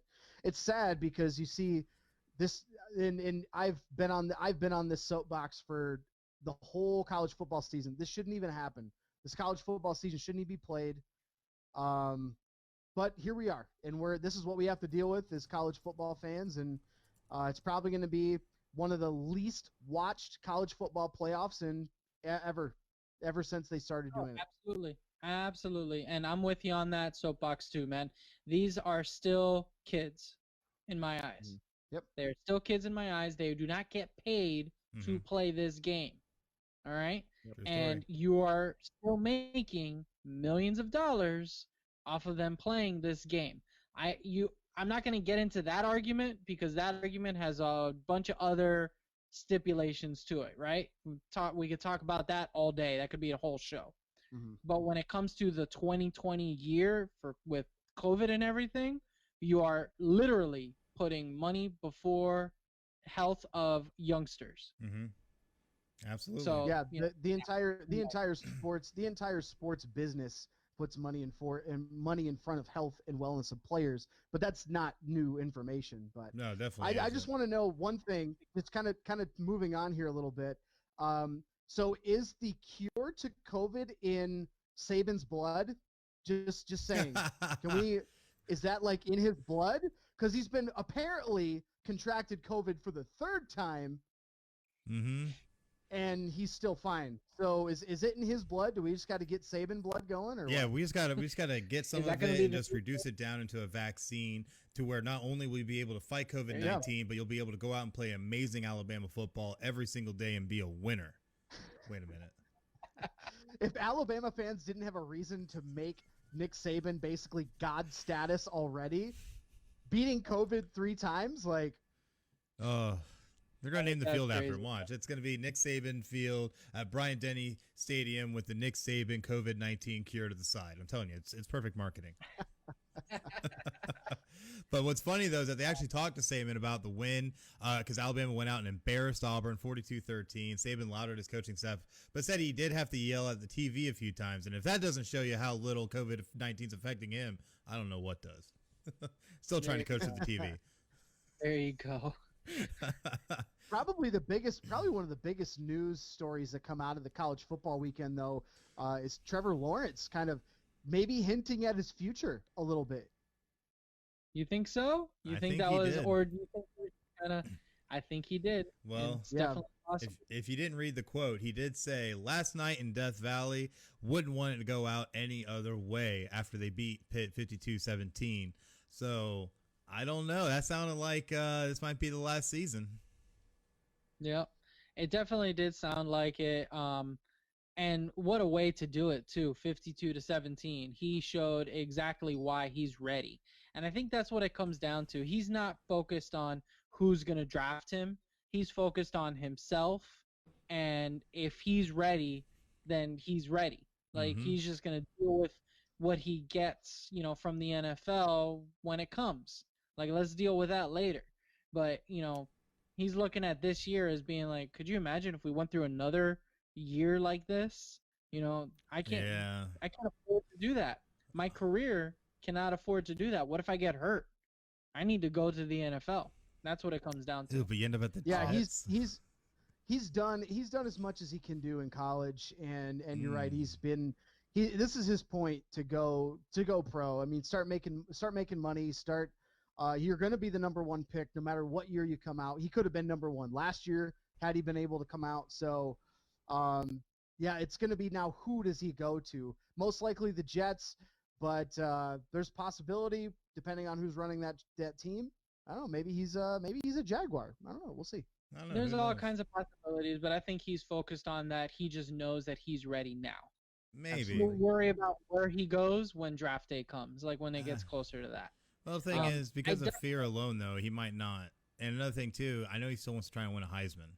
So that could happen this year, maybe, even though he missed 2 games. Maybe not.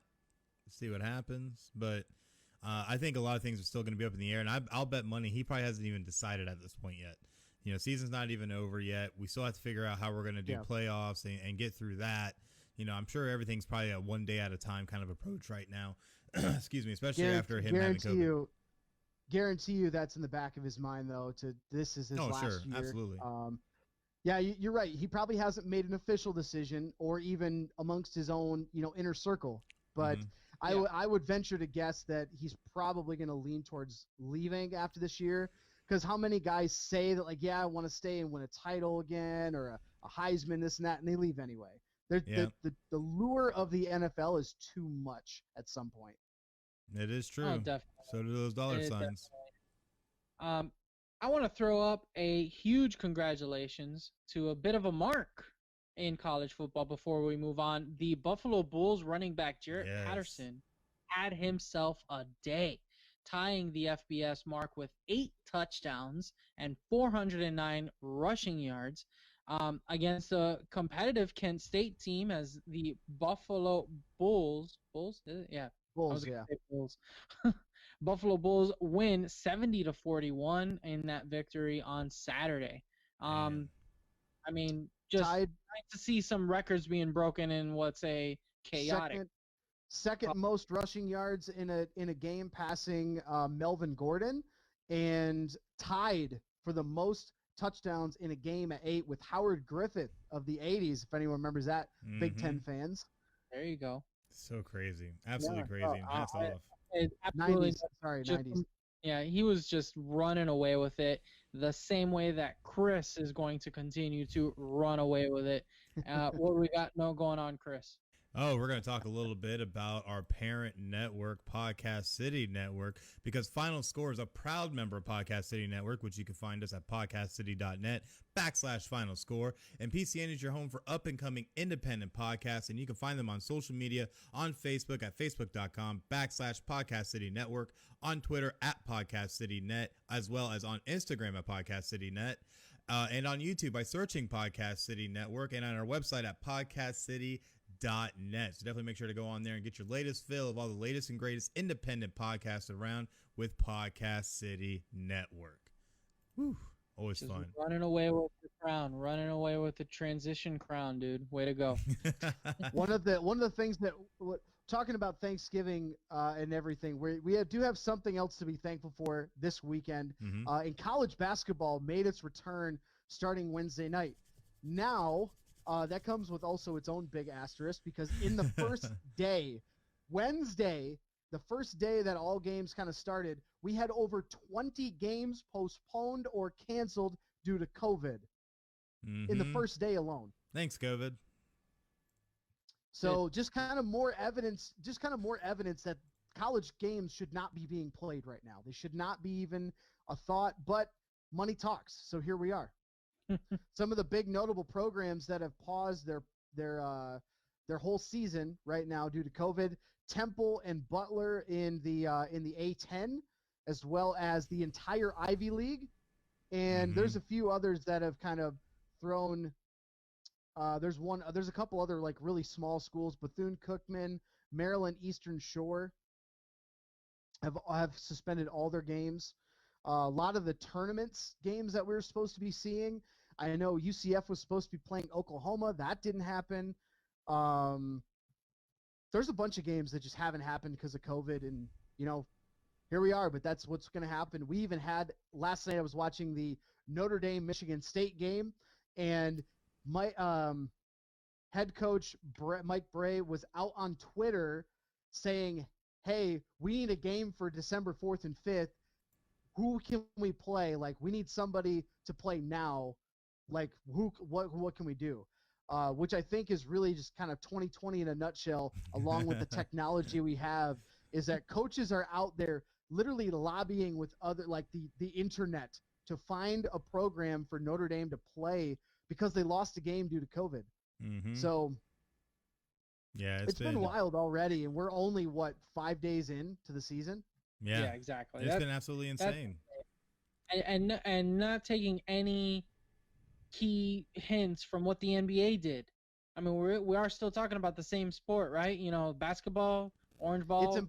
It's impossible. It's impossible to do college basketball in a bubble. It is impossible. Oh, of course, it's absolutely impossible. So if that's the case, and that how the NBA was able to pull it off, you would look at that and go, okay, this seems like maybe we should listen to one of the head coaches and do May Madness, not March Madness. But remember this too. We're talking about the NCAA. Doesn't care about the players. Doesn't care about the student athletes. It's all about money. They only care. Yeah, it's all about the money.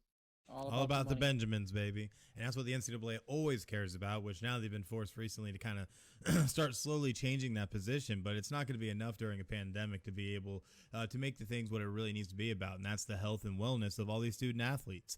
Because it's definitely fallen by the wayside when you look at it, and it's been atrocious. And it's going to end up being just another nail in the coffin, because once we get through all this, I think the NCAA will not survive, and NIL laws will end up going into effect that are going to end up ruining the NCAA on a number of fronts anyway. So it's just going to be another nail in the coffin for the end of the NCAA, hopefully.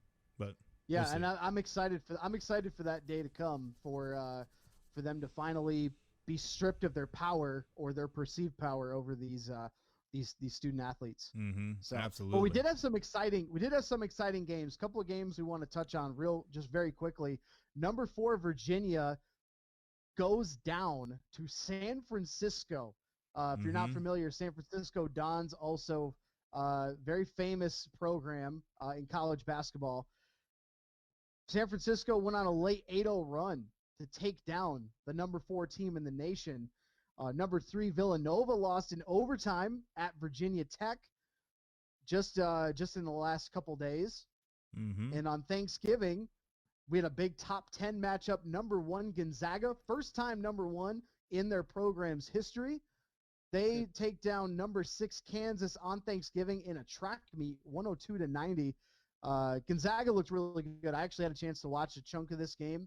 Gonzaga looked really good. They had a big differential in points in the paint. And Kansas is still kind of retooling from losing a few players from last year, but Gonzaga looks really good. Gonzaga looks really good. Yeah, they really do look really good. But, man, when you look at some of these other games, though, it's just crazy looking at, like, number 3 Villanova losing in OT to Virginia Tech. That game was absolutely insane, went all the way down to the wire. And then all these other games we've been having, it's been interesting to actually see them get back to play, especially without, fans in these arenas in any way, shape, or form.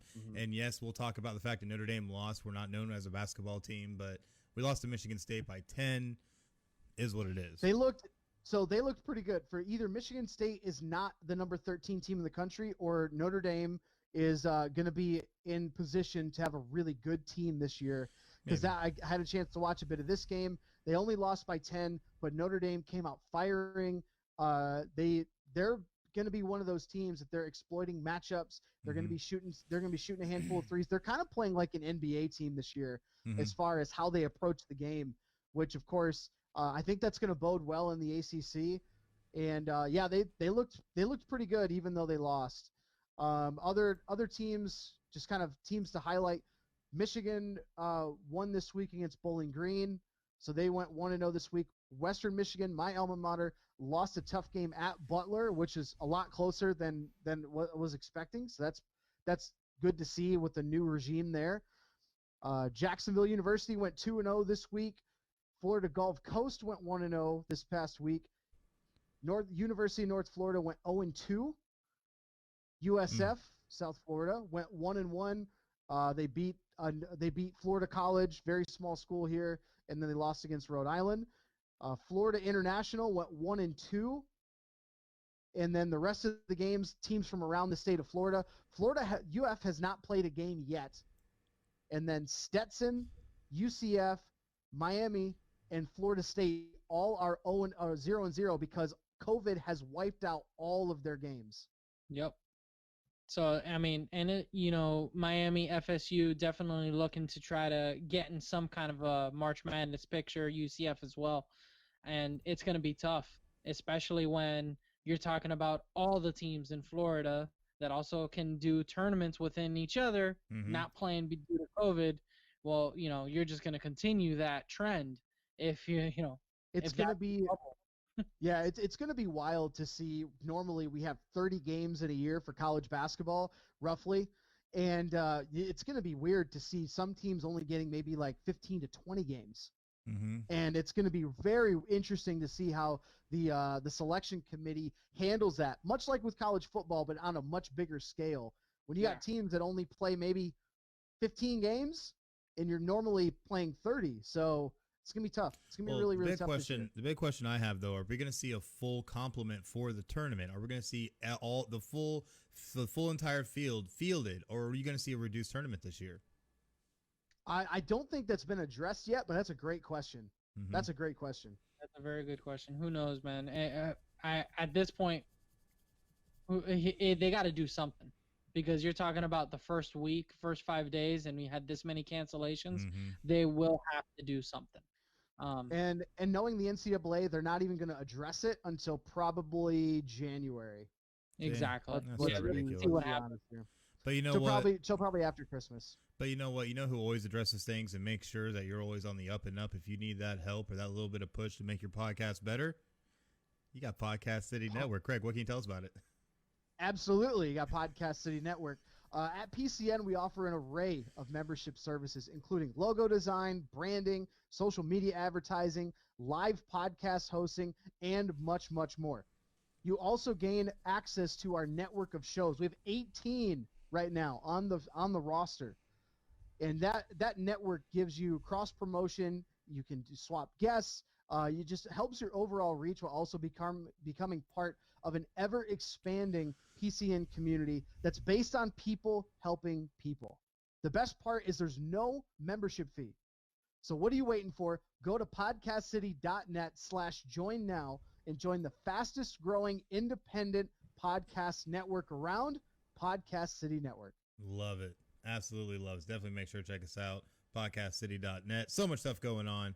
So much so that we have people that, out of the kindness of their hearts, make amazing and hilarious memes about the network, about Final Score. And now we're turning it into a segment called Social Madness. And I'm not going to lie, there's definitely some good ones this week. We got 7 of them for you.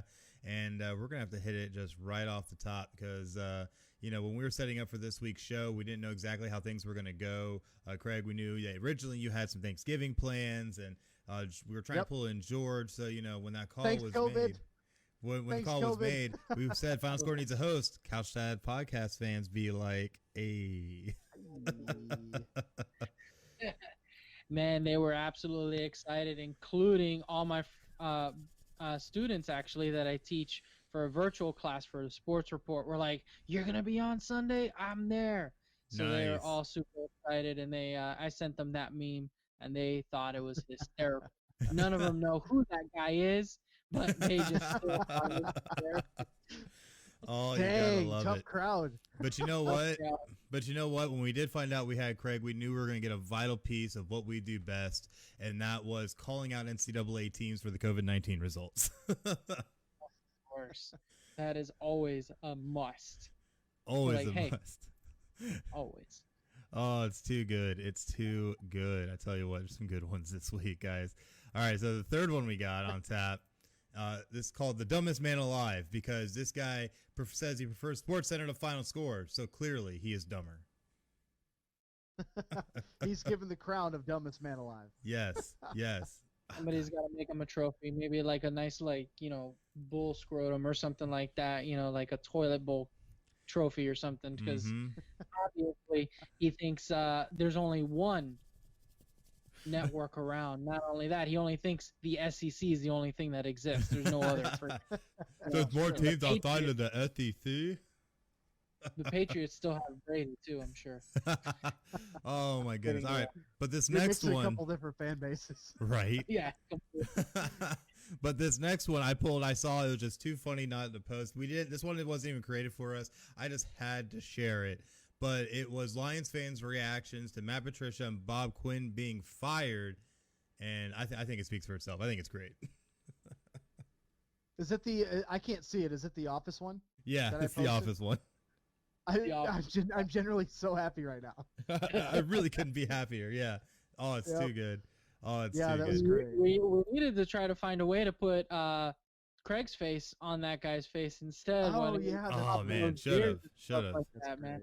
Yeah. Well, it's okay because Great. for those intimate times that you have, with your lady friends, because our wife beats us. When she tells you fantasy football. in fantasy football, but when she tells you tie me to the bed and do whatever you want, what better time than to go watch Final Score? Oh, that's great. Oh. In a nice little Podcast City Network hoodie, while you sit there checking your lineup, going, "Damn it, I should have started William." Yeah, it's funny. Should have listened to the Stat Queen. Should have listened to the Stat Queen. Should have listened to the Stat right. Queen. But it's funny. We actually had some people come back about our polos. Or our hoodies. I mean, saying that they were super soft. So hey, I'm gonna have to go get me one now. Absolutely. You should have already had one. We be not buying your own product. Hey now. I know what I'm getting you for Christmas. Oh, There I you will go. not say no. Buy your lady friend a hoodie, because Jimmy says he has yet to be in the doghouse, because that is exactly what he did. He went out, got his lady Podcast City Network hoodie, and he is officially out of the doghouse for the next, I don't know, couple days. Who knows? I was gonna say it's over 13 minutes. Hopefully it lasts all year, buddy. I hope it lasts all year. Right. But you know what? There's still teams that are in the hunt for the playoffs. as well as the number 1 pick. And oh yeah, that's both of our teams right now, Craig. Yep, absolutely. Top 5 pick or bust is what we're doing. Right? God, I can't believe we Adam got our Gase faces at on there the wheel. too. I'm sure he'll trade that number 1 pick to one of you guys. I'd be down if he wanted to trade the number 1 pick to the Lions. That's fine. Oh my gosh, so insane! You guys, We'll you give him would need a we'll number give 1 him a pick to se- fix your problems. We'll get him a 7th round pick in exchange. Oh my There you gosh, go. because That's a COVID. steal. Oh my gosh, just make trades with the Texans. Oh wait, Bill O'Brien's gone. Never mind. But yeah, you like that one. But you know what? Final Score always tries to bring it every week because sports shows don't always do it like we do because we got them memes. So, God, I love that rock meme. That's such a good one. That's great. We love the fan made memes. Keep sending those our way. Tag For us sure. tag us at PCN Final Score, Facebook, Instagram, Twitter. You can message them to us on Facebook. You can send them to us pcnfinalscore@gmail.com. We love to see them. We'll show them on air. Absolutely. So many good ones too, and a lot of these ones I think, if I'm not mistaken, were thanks to our super fan Jimmy, who's been just on a roll with these memes lately. They've been absolutely amazing. Please keep it up, bud. We love showing them. We love seeing them. Such great stuff. I love it absolutely, just as much as I love Podchaser. What can you tell us about Podchaser, George? Man, let me tell you, Podchaser is on a roll as well. It is your daily source for podcast discovery. Apple Podcasts is no longer the only credible place to rate and review podcasts. Follow creators, browse every podcast ever, and rate and review episodes, especially ours. Let me know how that segment of My Wife Beats Me at Fantasy Football was doing. You can do that review right there on Podchaser. Go to podchaser.com and search keyword Final Score, one word, una palabra. Follow, rate, and review us. Absolutely. And, we're always trying to do everything that we can to bring the very best that we can. So being able to leave us those reviews and let us know how we're doing really helps us be able to shape the show for what we try to bring. And that's the absolute best. So to bring the best show, we got to know how we're doing. Leave us a rating, leave us a review, and let us know how we're doing. So definitely great stuff. But that means, though, that it's time for the week ahead, and we got some stuff on tap as well as a nice little announcement. Craig, what can you tell us about a little announcement that we have?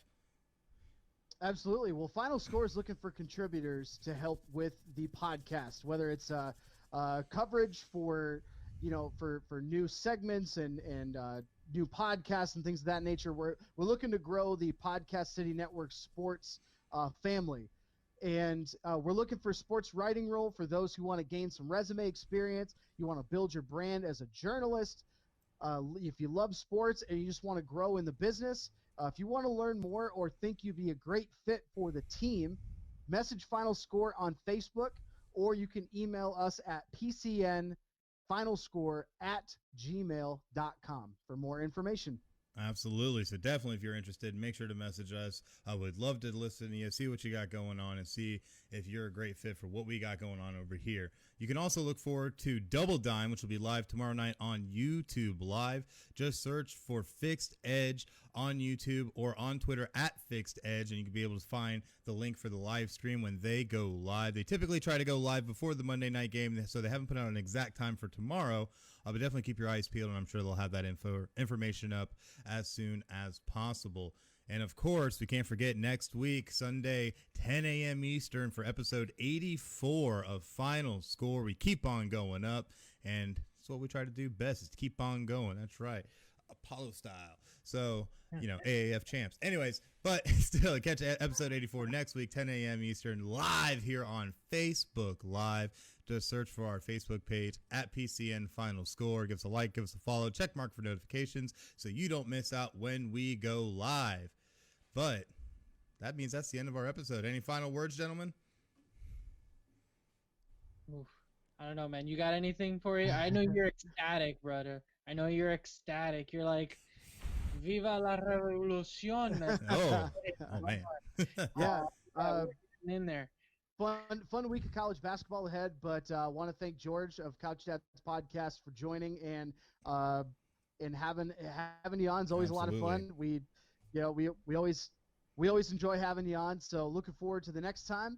And that's it. Enjoy some football this weekend, and go share with your friends. PCN Final Score, PCNshop.com. We might be doing a little bit of a holiday deal special for the shop. Be on the lookout for it. We'll see. But go get your gear now to make sure you get it in time for Christmas. That's right. That's what I'm talking about. I am going to announce to everybody on the Couch Dads Facebook group.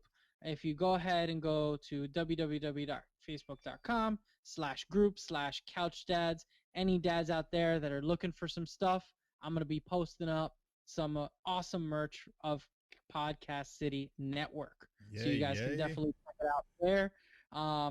It's a pleasure to be on. I'm getting ready to go watch some football.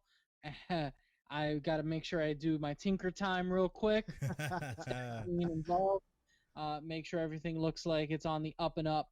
Love having you guys on. Absolutely. Always a good time. Always try to have a lot of fun on here. But until next time, I'm Chris, and that's Craig and George, and you guys have just watched Final Score. Y'all have a great night.